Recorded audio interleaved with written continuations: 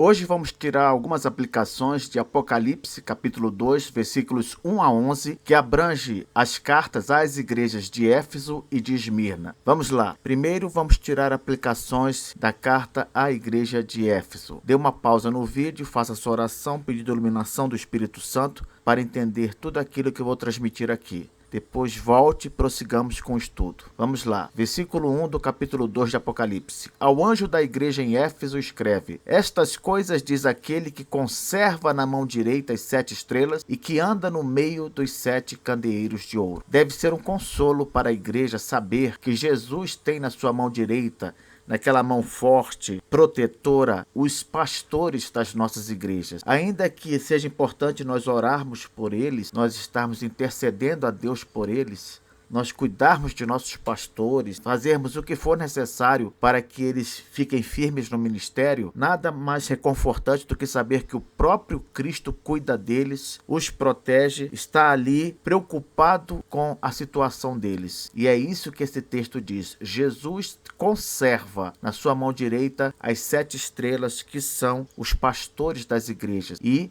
outro consolo também muito importante é saber que Jesus anda no meio das igrejas. Ele anda no meio da nossa igreja local. Ele está sempre ali, observando, prestando atenção, vendo o que precisa ser feito. Jesus continua o seu ministério em relação ao seu povo. Como assim? Jesus está no céu à destra do Pai, intercedendo por nós. E ele intercede baseado em quê? Baseado naquilo que ele observa nas igrejas. Jesus anda no meio das igrejas, observa tudo e intercede ao Pai baseado nisso. Continuando, o Senhor diz o seguinte: conheço as tuas obras, tanto o teu labor como a tua perseverança. É muito importante saber que Cristo observa todas as nossas virtudes. É claro, são virtudes oriundas da graça de Deus na nossa vida. De qualquer maneira, são coisas positivas que demonstramos em relação ao reino de Deus. Jesus observa o labor da igreja, a perseverança da igreja, observa o inconformismo da igreja com os homens maus. Aqui ele fala para a igreja de Éfeso: eu observo que não pode suportar homens maus, que puseste à prova os que a si mesmos se declaram apóstolos e não são, e os achaste mentirosos. A situação na nossa igreja, tudo aquilo que nós fazemos, que nos esforçamos para oferecer para Deus o nosso melhor, Ele está vendo e Ele leva em conta. É importante saber disso. Às vezes a gente concentra muito nas críticas de Cristo, quando a gente olha essas cartas do Apocalipse, mas nós temos de observar que Cristo ele não só faz críticas, mas ele elogia também. Nenhum trabalho em Cristo é um trabalho em vão. Tudo é levado em conta por ele. Tudo. Ele é como aquele irmão mais velho que está vendo o que há de bom e o que há de ruim. E quando ele fala sobre o que há de ruim, é sempre no sentido de buscar a nossa melhora e não a nossa destruição. Não. Ele olha o que há de ruim para consertar, para que a gente seja ainda mais agradável a Deus do que já somos. Então ele continua aqui elogiando a igreja: tens perseverança e suportaste provas por causa do meu nome e não te deixaste esmorecer. Então Cristo observa tudo. Nunca pense que mas meu trabalho não é reconhecido. Pode até ser que alguns membros da igreja não reconheçam seu trabalho, mas isso não é o mais importante. O mais importante é que Cristo reconheça, e ele reconhece. Isso que importa. Aí no versículo 4 ele começa com as críticas, como eu falei, que é uma coisa que a gente deve ver como natural. Tenho, porém, contra ti que abandonaste o teu primeiro amor. Nós não podemos esquecer da época em que nos convertemos, aquela empolgação natural na vida de um recém-convertido. Cristo está criticando isso aqui na igreja de Éfeso. Eles perderam aquela empolgação, já não tem aquele mesmo entusiasmo que tinham quando se converteram. Isso é uma coisa que a gente tem que pedir a Deus para restaurar a nossa vida. Não importa quanto tempo nós temos de crente, não importa. Nós temos sempre que pedir a Deus: Senhor, restaura aquela empolgação, aquela motivação, aquela disposição que eu tinha quando eu aceitei o Senhor como meu Salvador. Eu quero ter isso de novo, eu quero sentir isso de novo. Jesus fala aqui: lembra-te, pois, de onde caíste, arrepende-te e volta à prática das primeiras obras. Não que a gente não faça obras para Deus hoje, não, a gente faz, só que com certeza não é da mesma maneira. Esse que é o ponto aqui. Cristo quer que a gente volte às obras como elas eram antes. É nesse sentido que ele está falando. Aquelas obras que eram acompanhadas de um entusiasmo diferente. E aí, isso é tão sério e tão importante que Jesus faz aqui à igreja de Éfeso uma ameaça muito forte. Ele diz: esse não, venho a ti e moverei do seu lugar o teu candeeiro, caso não te arrependas. Veja só que isso aqui não é uma ameaça qualquer. Jesus está falando que se a igreja de Éfeso não procurasse ter aquela mesma motivação inicial, ele iria mover a igreja daquele lugar, daquela região. E foi isso que ele fez. Nós vimos quando estudamos esse trecho aqui, que aquela geração que recebeu a carta do apóstolo João, aquela geração ela levou a sério a advertência. Tanto é que 10 anos depois dessa carta do Apocalipse, um pai da igreja chamado Inácio mandou uma carta lá para a igreja de Éfeso elogiando, porque Éfeso ela estava perseverante, estava procurando agradar a Jesus. Aparentemente ela voltou àquela empolgação inicial, mas gerações posteriores, gerações mais para frente da igreja de Éfeso, não levaram a sério essa advertência. Não levaram a sério. Elas faziam obras para Cristo, mas elas não faziam mais do mesmo jeito. Haviam caído numa rotina. E sabe o que aconteceu? Jesus tirou a igreja daquela região. Não existe mais igreja cristã ali na região de Éfeso. Por quê? Porque eles não levaram a sério essa história de servir a Cristo com entusiasmo, servir a Cristo com empolgação, com aquele amor. Ele quer isso, ele não abre mão disso. Então, lá onde existe Éfeso, ou melhor, onde existia Éfeso, só existem hoje ruínas. Nem mesmo cidade tem mais na região. Você acredita nisso? Olha que coisa. Ele tirou a igreja e não só tirou a igreja, tirou tudo de lá. Não existe mais na região cidade, pessoas, nada. Igreja, não existe mais nada. Por quê? Tudo porque a igreja de Éfeso não voltou a praticar as obras cristãs com a mesma motivação, com a mesma disposição, com a mesma empolgação de quando se converteu. Que coisa, hein? E ele fala aqui: tens contudo a teu favor que odeias as obras dos nicolaítas, as quais eu também odeio. Nós vimos que esses nicolaítas eram do mesmo grupo daqueles que seguiu a doutrina de Balaão, do mesmo grupo de Jezabel. Eles tinham tudo uma coisa em comum, ou melhor, duas coisas em comum. Eles não só incentivavam os crentes a participar de festas pagãs, comendo coisas sacrificadas aos ídolos, como eles também incentivavam os crentes a se envolver com imoralidade sexual. Era um grupo terrível. Eles se dividiam nas igrejas da época ali, aquelas igrejas do Apocalipse, e cada grupo, mesmo com nomes diferentes, tinham o mesmo objetivo. A gente tem que prestar atenção nisso. Às vezes, nós vemos uma seita com um nome, uma seita com outro nome, um grupo com um nome, um outro grupo com outro nome, mas todos eles têm um objetivo comum. Qual é? Desviar o crente da verdade. Então a gente percebe isso muito claro nas igrejas do Apocalipse. Numa igreja, o grupo chamava de nicolaítas. Na outra igreja, o grupo chamava de seguidores de Balaão. Na outra igreja, eram os seguidores de Jezabel. Mas todos tinham um objetivo comum: desviar a igreja de Nosso Senhor.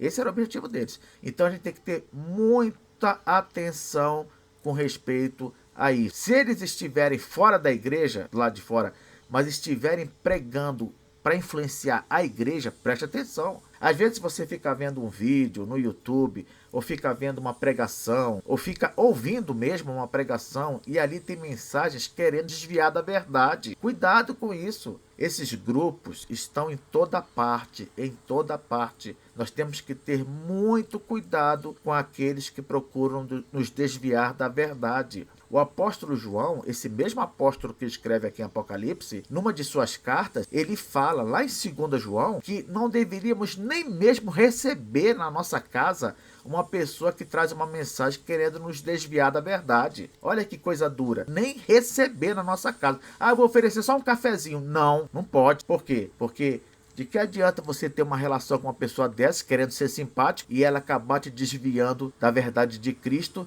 e te condenando a uma perdição eterna? Já pensou? Então aqui Jesus termina falando para a igreja de Éfeso: quem tem ouvidos, ouça o que o Espírito diz às igrejas. Ao vencedor, dar-lhe-ei que se alimente da árvore da vida que se encontra no paraíso de Deus. Em outras palavras, todo aquele que permanecer fiel a Cristo até o fim de sua vida, este vai ter a vida eterna, que vai compensar tudo. Vai compensar tudo, porque nada pode ser comparado à vida eterna. Mesmo que uma pessoa, que não é o caso, mesmo que nós vivêssemos toda uma vida de sofrimento por causa de Cristo, ainda assim não poderíamos reclamar, porque o que é essa vida diante da vida eterna? O que é? Eu sofri 30 anos, sofri 40 anos, sofri 50 anos. Não importa, não importa. Nenhum tempo de vida nesta vida vai danificar você viver uma vida eterna. O apóstolo Paulo, depois que ele se converteu, eu não canso de falar isso. Olha, o apóstolo Paulo, depois que ele se converteu, ele passou uns 40 anos sofrendo, gente, sofrendo. Mas ele já está há mais de 2000 anos com Cristo, gozando da bem-aventurança eterna. Então, quando Jesus diz aqui: ao vencedor dar-lhe-ei que se alimente da árvore da vida, que se encontra no paraíso de Deus, ele está nos remetendo ali ao Éden, aquela árvore da vida que simbolizava o quê? A vida eterna. Então, aquele que é o vencedor, que vai ser o vencedor, esse vai ter a vida eterna. E isso é o maior dos prêmios, é a maior dos presentes. Isso basta. Mas como Deus é gracioso, como Cristo também, então eles sempre nos dão muito mais do que isso. Que coisa, hein? Continuando aqui, Jesus falando para a igreja de Esmirna, ele se apresenta assim: estas coisas diz o primeiro e o último. Ou seja, estas coisas diz aquele que criou tudo e que vai consumar tudo. Aquele que esteve morto e tornou a viver. O nosso Senhor Jesus Cristo. Aquilo que as pessoas têm mais medo nesta vida é a morte, não é? É a morte. Pois o nosso Senhor, ele venceu a morte e tornou a viver para nunca mais morrer. Enquanto que as outras religiões aí ficam seguindo pessoas que morreram e não voltaram à vida, Jesus, ele morreu, venceu a morte e nunca mais vai morrer. E aqui de novo ele fala, como eu disse para vocês, Jesus, ele sabe tudo, ele observa tudo, ele vê tudo que nós fazemos. Nunca pense que ele só está olhando o defeito. Não, ele está olhando tudo que nós fazemos para ele. E ele leva isso em consideração. Agora, é claro, ele também olha o defeito para nos corrigir. Mesmo no caso da igreja de Éfeso, que nós falamos ainda agora, é bem verdade que ele tirou a igreja ali daquela região. É bem verdade. Mas isso não quer dizer também que os crentes de Éfeso foram para o inferno. Não quer dizer isso. Eles foram punidos por não servir a Cristo com a mesma empolgação inicial da época da conversão. Mas isso não quer dizer também que eles foram condenados ao inferno. Eles certamente foram para o céu. Mas o fato de terem agido de forma negligente nesta vida, né, acabou gerando uma punição para eles. Uma punição. Eu já falei isso numa outra aula. Cristo, quando ele vai nos punir, pode até nos punir com a morte física. Pode até acontecer isso. Mas não significa que a gente vai para o inferno. Isso não quer dizer que vai para o inferno. Lembrem do exemplo de Moisés. Moisés, ele pisou na bola com Deus. A gente olha lá no Pentateuco que Deus mandou ele tocar a rocha e ele bateu com raiva na rocha, feriu a rocha, não é? E aí Deus falou que ele não ia entrar na terra prometida. E Deus o puniu com morte física. Moisés foi morto. Morreu em cima do monte, olhando para a terra prometida. Agora eu pergunto para vocês, mesmo Deus tendo matado Moisés, Moisés foi para o inferno? Não, não foi. Quando a gente olha lá em Mateus capítulo 17, nós vemos que Moisés aparece conversando com Jesus. Então, é possível que Deus nos puna até com morte física? É possível. Agora, nos punir com condenação ao inferno é possível? Não, aí não é possível, porque nós somos eleitos de Deus. Né? Nós somos ovelhas de Cristo. E o próprio Jesus falou: as minhas ovelhas ninguém vai arrebatar da minha mão. Ninguém. Então nós temos de entender que até mesmo essas ameaças, não é, de tirar o candeeiro, a igreja de determinada região, isso não significa condenação eterna. Não significa. Mas pode sim querer dizer morte física ou algo do tipo. Então, continuando aqui, Jesus olhando as virtudes. Conheça a tua tribulação, a tua pobreza. Aquela igreja de Esmirna era uma igreja pobre, materialmente pobre. Mas Jesus fala aqui o seguinte: mas tu és rico, tu és rico. A igreja podia ser pobre materialmente, mas era rica espiritualmente. Isso é o mais importante. Às vezes a gente vê uma igreja num lugarzinho pobre, não tem recurso nenhum, e a gente pensa que aqueles irmãos não são abençoados. Não, nada disso. Não podemos confundir as coisas. O mais importante do que as bênçãos materiais são as bênçãos espirituais. Tem muito rico aí que se suicida. Tem muito rico aí que não é feliz, que anda depressivo, mal. Por quê? Porque confiou somente nas riquezas. Não adianta nada você ter um prato de carne em casa, comer do bom e do melhor e não ser uma pessoa feliz, e não ter Cristo no coração. E aqui Jesus fala: conheço a tribulação, a tua pobreza, mas tu és rico, e a blasfêmia dos que a si mesmos se declaram judeus e não são, sendo antes sinagoga de Satanás. É aqui aquela velha história dos judeus perseguindo os cristãos, na época ali da igreja primitiva, não é? Eles não se cansavam de perseguir os crentes. Os judeus faziam isso o tempo todo, a tal ponto que Jesus chama eles de sinagoga de Satanás. Por que sinagoga de Satanás? Sinagoga era o lugar onde os judeus se reuniam todo sábado para ler as escrituras, para adorar o Senhor. Pois é, aquele tipo de judeu lá, o judeu étnico, o judeu raça, o judeu que perseguia os crentes, esses aí são chamados por Jesus de sinagoga de Satanás. Quem age contra a igreja, quem age contra o povo de Deus, está servindo ao demônio. Ao demônio.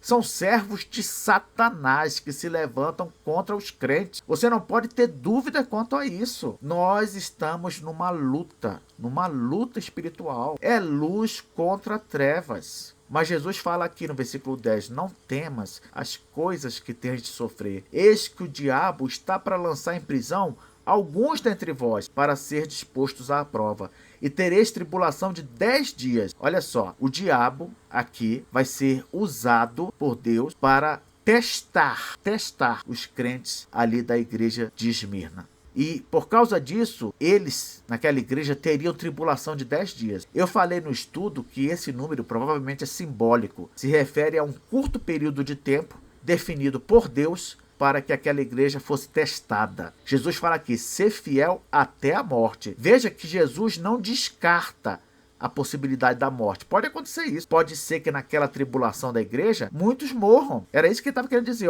Vai ter tribulação aí de 10 dias, mas seja fiel até a morte. E eu vou te dar a coroa da vida. Naquela região ali, havia muitos jogos olímpicos. E na cidade de Esmirna também. E quando o vencedor do jogo, quando ele ia receber o prêmio, uma das coisas que davam para ele era uma coroa de folhas, né? Aquela coroa que a gente costuma ver nos filmes e nos livros. Aqui Jesus está falando, olha, tem uma competição aí para vocês, tem uma prova aí para vocês, se vocês forem fiéis até a morte, no caso de haver morte, vocês vão receber a coroa da vida. Não é uma coroa de flores, de folhas, não, é a coroa da vida. De novo, a ideia da vida eterna. Jesus termina falando, quem tem ouvidos, ouça o que o Espírito diz às igrejas. O vencedor, de nenhum modo, olha o que eu venho falando, de nenhum modo sofrerá dano da segunda morte. Na Bíblia, especialmente em Apocalipse, segunda morte é uma referência ao lago de fogo, ao inferno final. Jesus está dizendo aqui, olha que garantia maravilhosa. O vencedor de nenhum modo sofrerá dano da segunda morte. Você acredita nisso? Você acredita? Então, deixe o resto na mão de Deus. Não importa o que aconteça na sua vida. Não importa, mesmo que você morra, meu irmão, minha irmã. Mesmo que você morra por causa de sofrimento, de angústia, de tribulação, perseguição, a vida eterna está garantida para você, para os seus que crê em Jesus. Que Deus nos abençoe.